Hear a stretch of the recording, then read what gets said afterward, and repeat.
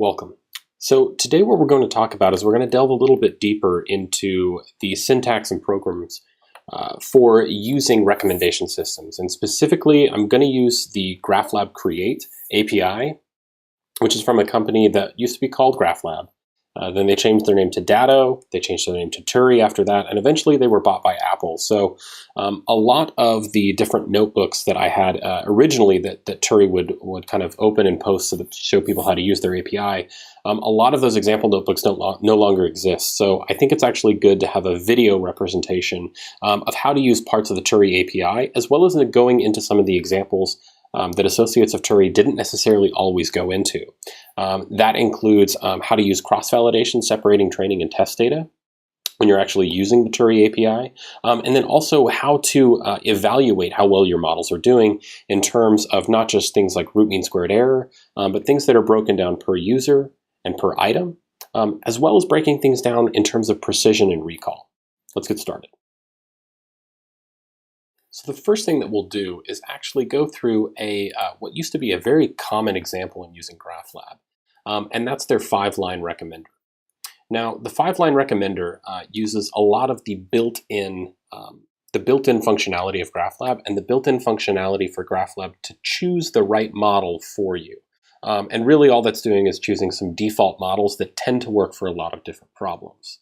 So in this case, the 5-line recommendation system is actually going to build a recommender. The default that it's using is actually a user item matrix is what it's going to build with all default parameters.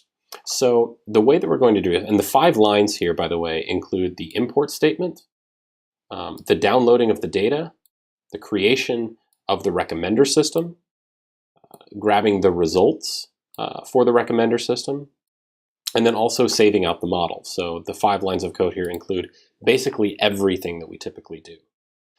So I'm going to go ahead and run this.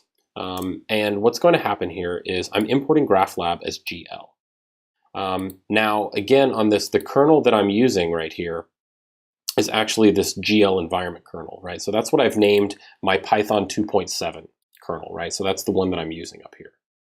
So I'm using Python 2.7 because Turi is really only well supported in 2.7 for Python right now. In the future, that might change as Apple maybe open sources part of what Turi is doing, or potentially allows Turi to do more updates for the public API.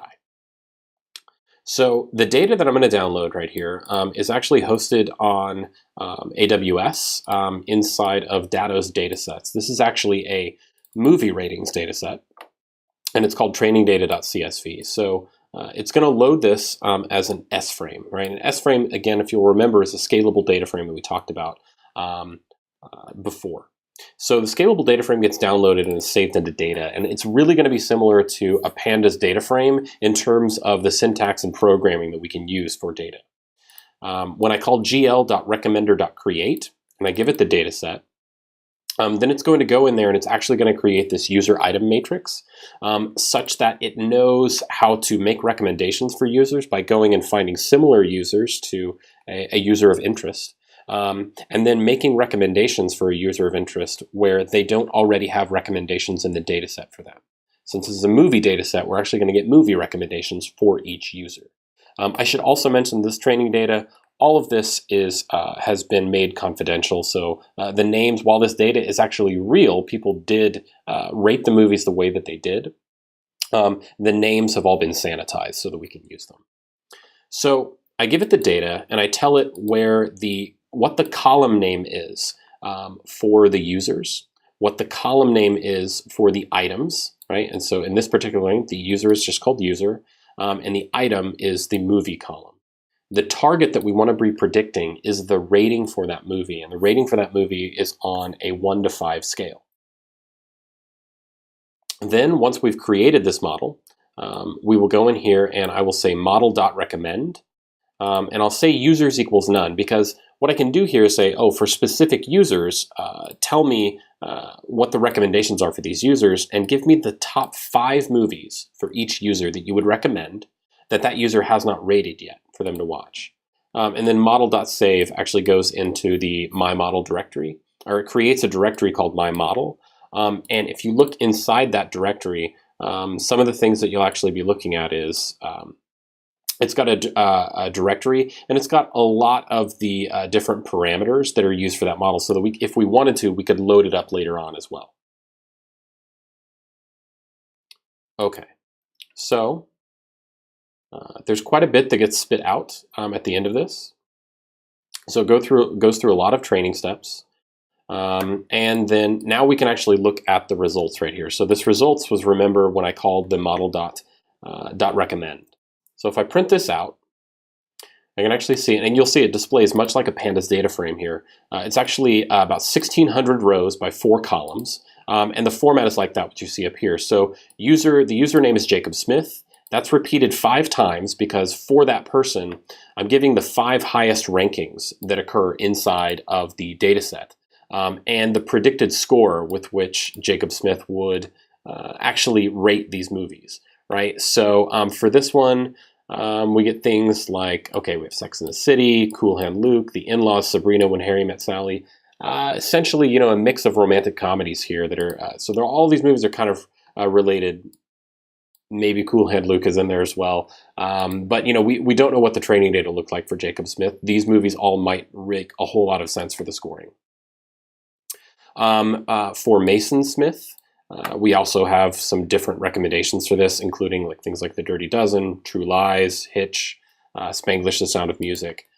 So we can look at these results individually, right? So we can, just like in a pandas data frame, if I wanted to look at, let's say 300 through 310, like the results for this, well, we would get the user that you know goes from 300 up to the user that uses 310. And again, these are the highest recommendations. One thing you will notice on here is that some of the scores are greater than 5. And that's because essentially we're trying to regress to the score that they would have given. And there's nothing in here that completely makes this model know that it can only make recommendations that are between 1 and 5. It's actually going to try and make recommendations based on a regression for this. So the score can end up being greater than 5. It can also end up being slightly less than 0. If we wanted to make these work, we could just cap these off and say, we'll take it to the closest thing that we know should exist in the data set. So this is great. We're able to create a recommendation system actually really quickly, but we really have no idea how good that recommendation system is, and if we can do better, if there were other models that would be better based on different evaluation criteria. Oh, we can also look at the data.head right here again, very similar pandas command, and it'll just show the first 10 rows. This is by 3 columns. So this was what the actual data started with. This is what it looked like, right? So some of these ratings right here. So Jacob Smith was rating things like Flirting with Disaster is high, Indecent Proposal, Runaway Bride, Swiss Family Robinson, Made in Manhattan, Brazil, Forrest Gump was in there, It Happened One Night, right? So these were all of the recommendations for Jacob Smith. These were all the ratings that Jacob Smith used right there. So didn't really prefer Swiss Family Robinson, but very much liked Flirting with Disaster. So if we look now back at what the results were for Jacob, these seem pretty reasonable, right? Anybody that doesn't like When Harry Met Sally, that would like these things. Anybody that doesn't like that movie, we should just not talk to anymore. But essentially, let's see if we can do better. So the first thing we'll do is let's start using some of the custom classifiers that are part of GraphLab, right? So instead of just using this gl.recommender.create, I can also access some of the submodules here to have more control, right? It went in and it just used the user item matrix. I would actually like for it to go in here and let's do an item similarity recommendation. So we're going to build the item matrix, and then based on that item matrix, that's what we will use to make recommendations for different users. So in this one, everything looks basically the same, except I'm telling it to use a couple of different things right here. So I'm going to give it the data set. I'm going to tell it the user and item and target. I'm going to tell it that it only needs to keep track of the top 3 recommendations, right, in the item matrix, right? So for each item, only calculate the 3 closest items based on the user ratings. And the similarity type that I'm going to use here is cosine. And again, cosine is something we use when we typically have sparser data in the user item matrix. or the ratings matrix. But if I had something that was maybe more dense, I might choose a Euclidean distance for my similarity type. So I'm going to go ahead and run this. And then I'm going to grab the results from this by saying get similar items. And this will happen for k equal to 3. Right, so grab the 3 items, and I had told it to only do the top 3.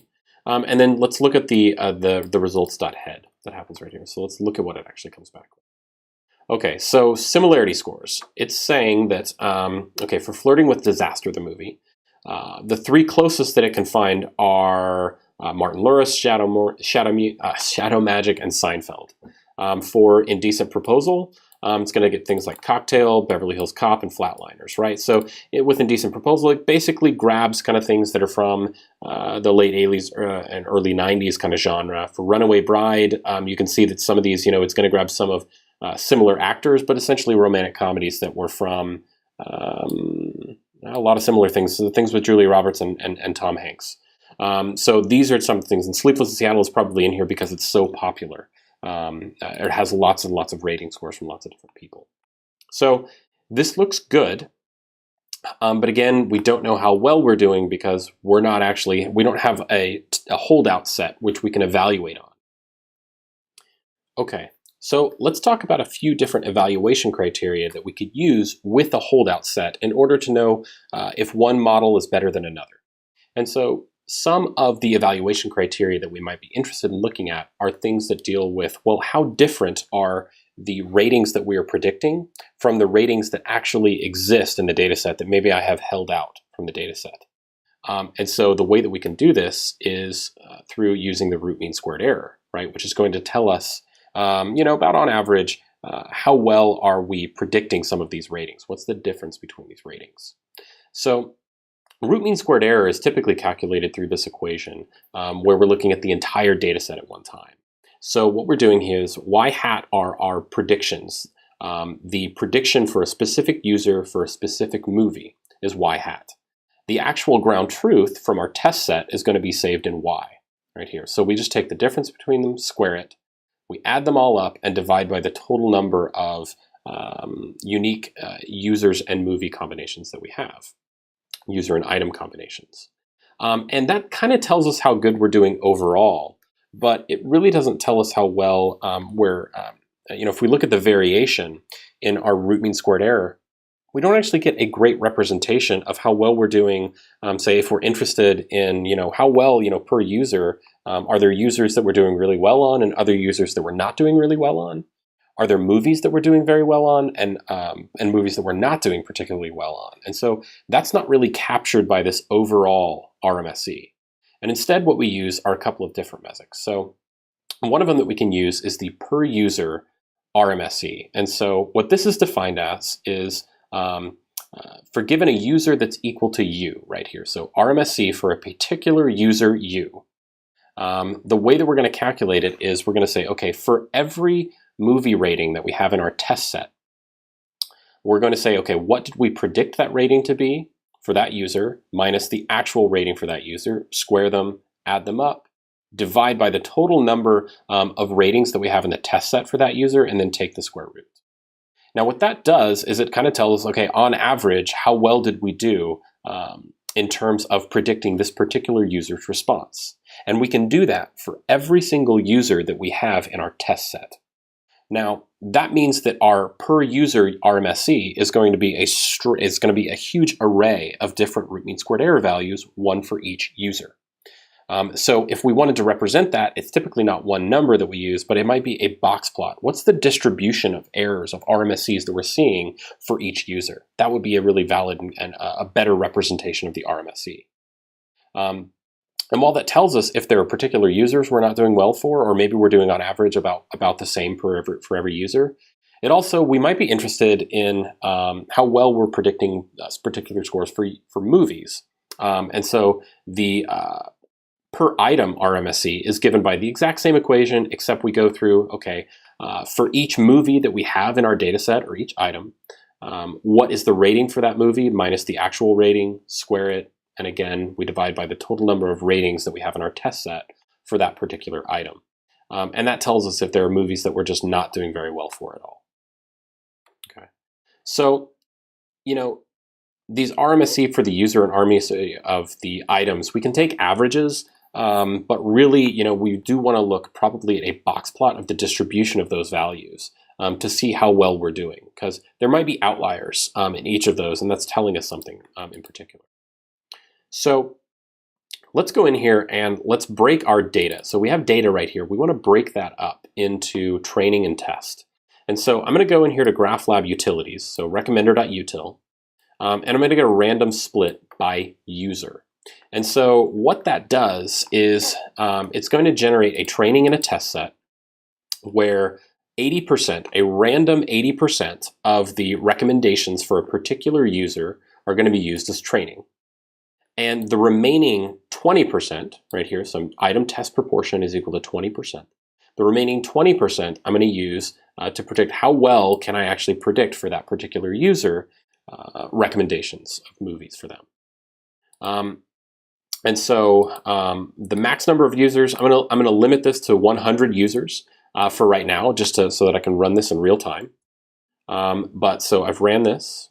We split it up into training and test data, and again, GraphLab's really smart. It doesn't necessarily duplicate that data until it absolutely has to, because it uses lazy evaluation. And so we'll go in here, and I'm going to display some of these results. So I'll go ahead and set the GraphLab canvas to be the target being IPython notebook. So it knows that it wants to render things inside of the IPython notebook rather than trying to render them in pure Python or in a different local hosted website, any of those. So I set the target to be an IPython notebook. You can set the target to be other places as well if you wanted to kind of manipulate and look at the results in, say, a different tab of the web page. That's local hosted. It's not on a server anywhere unless you tell it to be there. So we'll build this item matrix, and we'll just use an item similarity recommender. And again, I'll use everything the same, except I'm going to get the top k equal to 5 this time instead of k equal to 3. And then I will grab the RMSE results. Actually, I'm going to grab a lot of different results that also include this root mean squared error results. By calling item.evaluate after it's been trained, right? So it's been trained, but I'm going to use the test set for evaluation right here. So I've separated my train and test, 80% of most users for training and 20% testing. So if we go down here, it's finished training, and then the output of the, it actually spits out some per user RMSE, per item RMSE for the best and the worst right here. I'm going to just not pay attention to any of those because I'm going to go ahead and just go and print my RMSE values right here. So the first thing that we'll look at here is let's view the keys that are inside of this RMSE results S-frame. So RMSE results, it's a scalable data frame as well, because that RMSE results could be gigantic. If you have millions of users and it doesn't fit into memory, you might need this as a scalable data frame, so you'd use out-of-core processing for this. So it's going to have a certain keys in it. It's got RMSE by user, RMSE by item, and RMSE overall. And those are the ones that we'll pay attention to right now. So the first thing we'll look at here is, let's look at RMSE overall. So if I print out the RMSE overall for this, I can see that it's about 3.6. So on average, the root mean squared error that I have here is 3.6 away from the overall rating. That doesn't seem to be very good, right? That doesn't seem to be doing very well at all. And so, that wasn't immediately apparent before. However, we could absolutely look at the RMSE by user for this.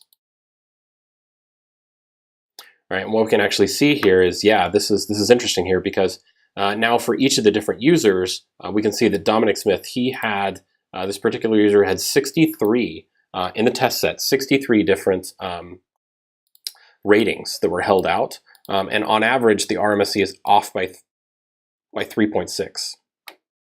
Right, Easton Smith, he only had 3 ratings, and we were almost always gone for this particular user. Right. Now, it's got the RMSE results for all 100 users that we have right here. And so we can do the same thing for RMSE by item. And again, this is going to be listed out for each item what we have.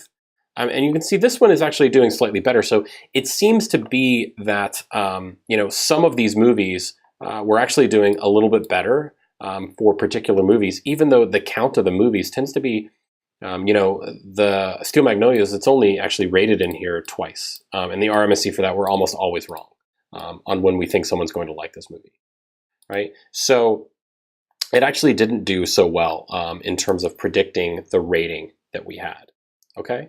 So we can actually go in here and start to look at maybe some different metrics that we can use other than root mean squared error to see whether or not we're doing well at predicting whether or not someone would like a movie, or actually going out and finding movies to recommend, not just predicting how well we figure their rating would be on movies that we know that they've already rated.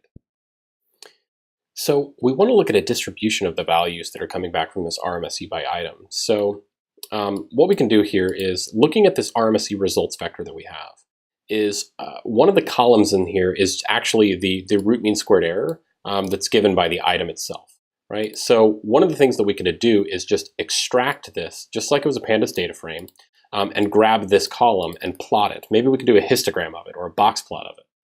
So let's actually do that right now. So let's get our plotting set up.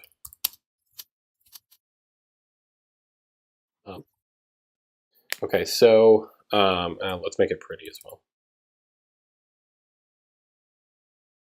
And the RMSE values, the way that we can grab those is just going to be by grabbing this results RMSE.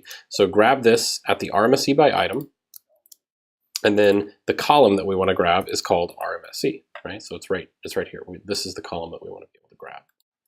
So if we grab those, the values of those, we can actually just put those into a histogram where I'll give it the RMSE vals. And even though this is a scalable data frame, it's so similar to pandas and NumPy, I can just give this over to Matplotlib and it knows how to use this variable. So that's one of the advantages of Python, right? Is that dynamic memory. And the number of bins we'll have is, let's say we want to do 20. Okay, and we'll do a .show here so we don't have to enumerate the output right here. Okay, so wonderful, it worked. So essentially that we have right here is, this is a histogram of the RMSE by item values, right? So we can give this a title here. Let's say this is RMSE by movie, right? So RMSE, the average that was given by the movie that was there. All right, so RMSE by movie that we have. That's great. That's wonderful, actually. So we can kind of see this. So we can see the distribution is, most of the time, I mean, for most of the movies, we're off by about 3.5. There are some ones that, so we see a lot of these that happen, like we're off by exactly 3 or exactly 4. And that makes a lot of sense because most of the items that are in here are rated as 3 or 4. And 5 right here. And so there are, there's a considerable number of movies which we're doing quite well for, but not too many, right? Not too many that we have. So yeah, I mean, let's go in here and let's look at the RMSE by movie by maybe these movies that happen down here, the ones where we're only off by 1. I'm not sure how many times that those movies actually occur in the data set themselves. Or, I mean, one of the things that we could do is instead, let's look at the RMSE by user right here. An RMSE. Okay, so we'll change the title of this. So the RMSE by user, most of the time we're off by about 4 right here, right? And let's go in here and look at for each of these users. So maybe we're doing okay when we have quite a bit of data for users. Maybe we're doing a lot better. So let's go ahead and look at that, right? So normally in a pandas data frame, what we would do is we would say, oh, okay, well, let's grab these results wherever this column is greater than it. So the pandas API would probably look something like, okay, we put an additional thing on here. So grab this RMSE values vector that we have right here. But I only want to look at the RMSE values where the per user results, right, where RMSE values where we only want to look at the results in pandas, right? It would be where, let's say, the count is greater than where there's more than 20 different, where we have users where they've rated more than 20 movies that they have in the test set. On average, are we doing better with those because we had more training data? This would be the syntax that we use in pandas. And actually, it's the exact syntax that we use in GraphLab as well. Right? So in this one, it's slightly a little more sparse, but it's about the same as what we had before. Right? And we could look at things like, oh, when we have more than 50 different counts, right? And we have fewer things to work with, right? So, but it doesn't seem to be anything systematic. It seems like we're always doing pretty poorly in terms of the recommendation systems for this. So let's start to see if we can do better by using different models, but let's also look at some different evaluation criteria as well.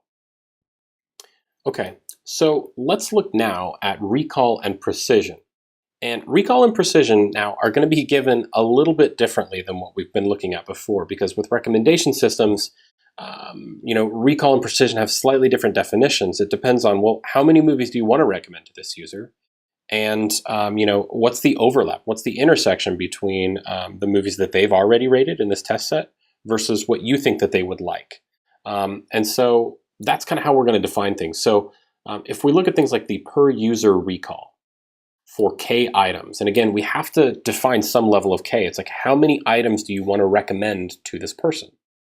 So the per user recall for K items is going to be given by this.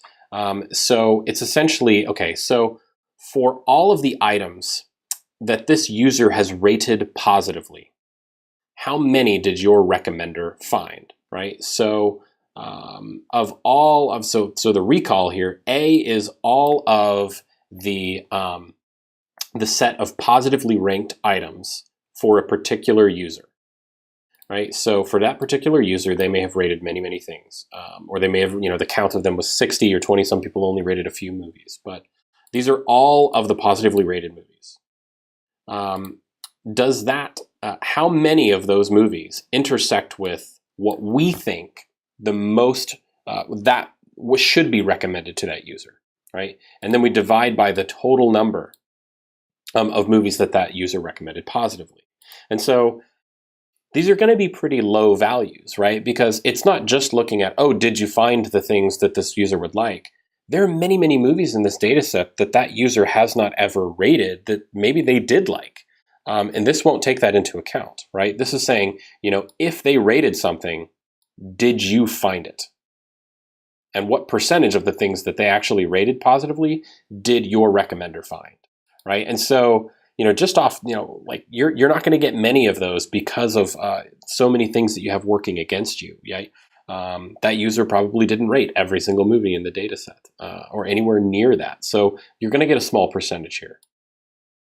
We can also look at things like the per user precision, right?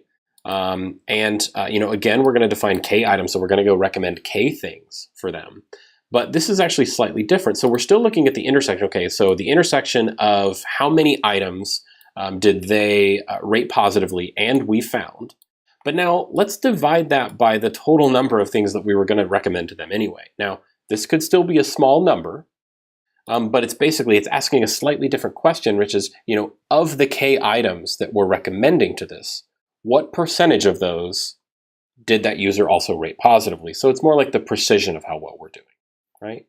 Now, even though these numbers might be small, they're also really good comparative indicators. So we don't expect them to be large valued. But if we're trying to compare two different models, we probably want to choose the model that is on average getting a per user precision or per user recall that's quite a bit higher than the other models that exist. So actually, these have already been calculated for us. The RMSE results variable, that S frame that I was saying, it actually had a column called precision and recall by user. So let's go ahead and look at what this has. So for each of the users, it's got a precision and a recall score that varies based on the value of K that we're using. So when K is equal to 1 for this particular use, so Abel Smith right here, we have 0 precision and 0 recall of the 18 items that user had rated positively no matter what. Right? So of those 18 items, there's never an intersection. However, once we get down to 5, actually there is an overlap, right? So there's one item that we suggested to them. So the precision right here. So so now 20% of the items that we say they probably would like, well, they actually did rate, and they did enjoy. They did rate as positively. Recall is only 0.05 because out of 18 we're only getting 1, right? And so these numbers, as we increase k, if we recommend k different things to them, well, we're actually still sitting around 20% of those coming back as things that were rated positively by that person in the test set. And then we can also look at things like recall as well. So even though we're not doing so well on RMSE, at least for this particular user, we're able to get about 20% of the items. And so the main question that you're probably asking or should be asking is, does that hold up for all users? And so there are a couple of things that we can do here if we want to know that. So the question we really want to ask is, well, on average, are we getting the correct, on average across users, what's the average per user precision? What's the average per user recall? And how much do those precision and recall measurements vary among those users? So we can use GraphLab, we can use aggregations in GraphLab. So in Pandas, when we did aggregations, it was, we would do a group by function, right? We would split it up, and then we would go in and aggregate, okay, for in this group, do an aggregation, right? In the aggregation, we would just write, okay, the mean or the value or the sum. For GraphLab, that's also very, very similar syntax. We're still going to use the group by function, but we need to give it a list of aggregation functions that are supported, right? So it can only do certain aggregations, right? We can group by, but it's limited in the number of operations. We can't just do generic operations in GraphLab. So what I've got right here is I'm going to create an aggregator list, which is if I import the GraphLab aggregate submodule, there are a bunch of different functions that I can define for that aggregate module. And in particular, I can say, okay, I'm going to take the average, and it's going to take the average of whatever column has the name precision. I'm also going to grab, what's the standard deviation of any column that has the name precision? And the same thing with recall. I'll take the average and standard deviation. So these are just generic functions that work on the columns that I have named right here. And you'll notice that, so precision and recall, if we go back up here, precision and recall, these were the names of the two columns of interest for us per user. For each user, I have a precision and a recall for every single cutoff value. Great. So what I'm going to do here is I'm going to say, okay, let's group all of the similar cutoffs together. So when k equals 1, when k equals 2, group all of those users together, and then take the average and the standard deviation for precision and recall. That's what these two lines of code are doing right here. Is they're grouping it by cutoff and then taking the average and standard deviation of the named columns that I have right here. So if I do this, we can see here is, and again, it's jumbled up right here, but that's okay. But let's use something reasonable here. So if I recommend 5 items to this user, well, the per user, on average, I'm still actually sitting at about 20%, right? So 1 out of the 5 things that I grab for them, that user will actually like. The standard deviation is also equal to about 0.19, so there is quite a bit of variability. In here, some users are closer to 0, and some users are actually closer to somewhere around 0.5 or so. If we look at recall, on average, I'm only grabbing about 3% of when we do 5 things, I'm only grabbing about 3% of the things that user has already rated, or that we know that they've rated in the data set as positive. And again, the recall is slightly less powerful as a metric. It's still interesting. You don't want recall to be 0. But precision is, on 20% of the time we're grabbing that. If we increase that to, say, 8 things, we're still only doing about 20% of those that come back are valid. Right? So now let's go beyond this item recommendation that we've been looking at, right? And so that was great for setting up some of the evaluation criteria and separating out train and test sets, but let's go in and start actually manipulating the type of collaborative filtering that we're doing underneath the hood. And so the first thing that we're going to try here is looking at what we had talked about before in the videos, this ranking factorization recommender. And so, if you'll recall, what this looks like is we're actually trying to factorize the user item matrix into two sub-matrices, right? So the first one being the user factor matrix and the factor item matrix. And so we distilled those down by two smaller matrices that we could multiply together to get the larger sparse matrix. And the way that we had done that was through matrix factorization techniques. That's exactly what this gl.recommender.ranking factorization does. And right here, we'll just use this on the training set and evaluate on the test set. And I'll use all just completely default parameters for this, right? And so it's going to go in here for all of the results that we have.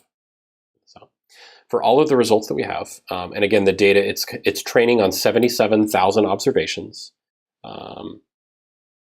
So about 300 users, about 7,500 items. And it's going in here and it finally converges. And let's look at what the results look like. So we'll do the exact same thing that we did before, looking at precision and recall for the item matrix. But now I'm going to do these aggregations, right? This aggregation list that I'm going to list here is I'm going to grab the RMSE results, the precision recall by user, group it by cutoff, and then look at the average precision and recall. So if you'll remember, before when we did this with the item matrix, we were getting average precisions, around 13 to 20%. Average recalls for 5, we were only getting about 3% with a standard deviation of 7. So the ranking factorization, well, let's see if it improved things at all. Well, we can see here it's actually not so much, right? So even when we do this ranking factorization, when we look at the cutoff value of, say, 5 right here, it still has, instead of 20%, we're looking at an average precision of 12 and an average recall of only around 1%, right? So it's not doing nearly as well as the item matrix was in the example that we had. So one of the things that we can do here is start to, well, let's manipulate some of these default parameters, right? The number of factors here, maybe the number of factors needs to be something larger. We can also manipulate our regularization constants that we use for regularizing the values of our matrix factorization, and then run this evaluation again. And again, we'll let it converge. And one of the things that we're interested in doing, looking at, a lot of output that we have to scroll through on GraphLab. So I'm gonna actually go in here to this recommender 1 was what we just created, and the item matrix is what we had saw before, right? So this was kind of how well we were doing, and we had seen that it had done better than the generic recommender system. And what I can do here is I can go to this utils.compare, and model M0 is going to be our item. And we can see that the mean precision for some of these, we start at 0.18 all the way up to 0.2025. And I give it the test set here, and for and overall RMSE of 3.6. We go down here to model 1, which is our factorization ranking. We actually start at about 20%. So for smaller values of cutoff, it's actually slightly better, mean precision that we had. But as we get increase this, so when we get to 5, this is only 12.8 for mean precision on the test set, whereas for 5 here, this was almost at 20% of the different things that came back, right? So it seems to be that there's not a consistent comparison between the two. But one of the things that I can do here is let's graphically compare these two models to one another. And so one of the things that I can do here is we'll look at this comparison struct. So I'll create a comparison struct by calling gl.compare. So graphlab.compare for this test set and these models that I've already fitted, that I've already used, show the comparison in a nice little graph right here. And so what we can see here is that this is kind of what we were seeing before here. The recommender that we have right here, and by the way, this is JavaScript, right? So so if I show this graph right here, this recommender 1 is our ranking factorization. It tends to start out when there's a cutoff of 1 right here. It actually has quite a high precision, but fairly low recall. And as we increase the cutoff from there, everything starts to go a little bit down from there, right? However, with our item matrix, we'd seen it starts out lower, but then starts to surpass the performance of our original recommendation system with factorization. This is a nice graphical tool for being able to compare things, but it shows the precision and recall for different cutoff values of these different recommendation models, right? And so what we're actually looking for here is a line to completely dominate the other, so to always be above and to the right of these. So the best thing would have just 100% precision and 100% recall for all of the different values that are right here. But in actuality, we're getting things that are kind of more closely squared around the 20% margin for both recall and precision in the item matrix. So we can clearly see that if we're trying to recommend more than, say, one thing, then we probably want to be using our item matrix for this. So anything, say, 2 or 3 items and above, we want to be using the item matrix to recommend things to our different users, because we have about a 1 in 5 shot that we're going to get them something that they really do like. So finally, one of the things that we can actually do here is perform a grid search over the parameters and give it the training and test set that we have, and see which of the parameters that we're using for, say, a ranking factorization recommender we can have that will kind of optimize the performance. And so I'll start running this. I'm just going to give you a toy example right here that we have. I'm not going to run too many things in parallel, but I am going to start a parameter search. So the way that I'm going to define this is I'm going to use GraphLab's model parameter search module. I'm going to say model parameter search.create, and I'm going to give it the train and the test data.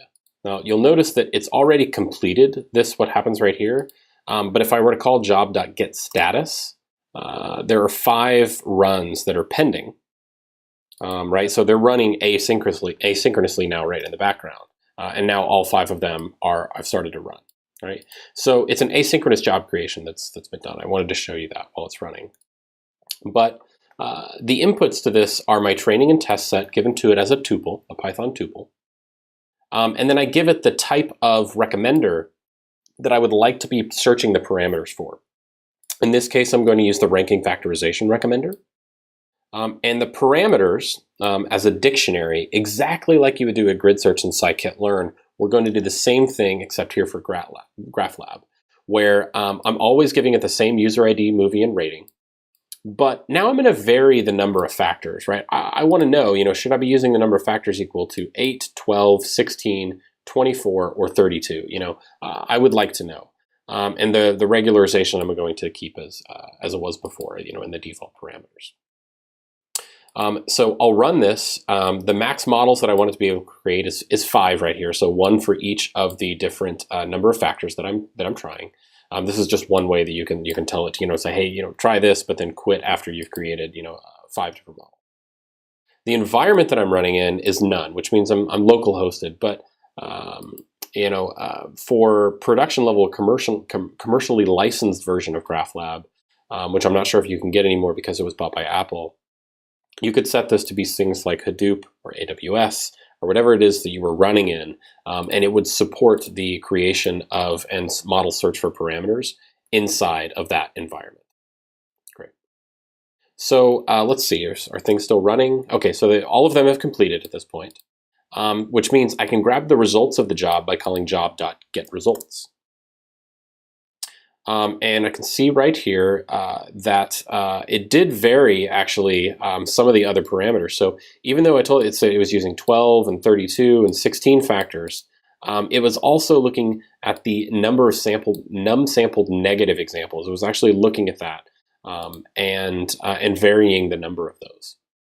And when it did that, it was able to come back with 5 different models here, and let's see which ones actually did the best. So if we wanted to control for that, one of the things we could do is add that into our grid search parameter and just set it equal to a constant. But in this example, it set it equal to 4 and 8. Okay, but all the regularizations were identical, were the same. So and it's got all of the results that are happening. So like the validation precision is anywhere from 0.13 all the way to 0.136.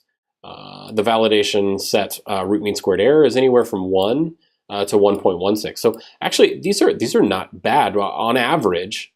The validation, we're only off by a rating of 1 for our test set, which is actually pretty good. So if I look at the parameters that we have right here, the best parameters are when we had 4 negatively sampled examples and 12 different factors that were part of our factorization matrices. I can also grab all of the models by calling job.getModel. So it'll grab all of the models that were saved in the background. And that allows me to call a comparison where, okay, I'm going to take those models and I'm going to give it to gl.compare to get my comparison struct and show the comparison. So on this test set, I can look at, for all of the models that it created in the background, I can look at this precision recall curve. And they're all pretty similar. There seems to be one model or a set of models actually right here. So maybe it's model _2 right here that tends to be doing slightly better in the middle. This one, model 1, tends to be having the best recall or best precision for when we have a small cutoff. But essentially, they're all doing fairly similar to one another until we kind of get out here into further cutoffs. So cutoffs of 31 or 26. But when cutoffs are, say, less than 10 or so, they're all doing approximately very, very similar to one another in terms of precision or recall. And that's really telling us that it doesn't matter too much what the parameters are for this. And we can graph that visually.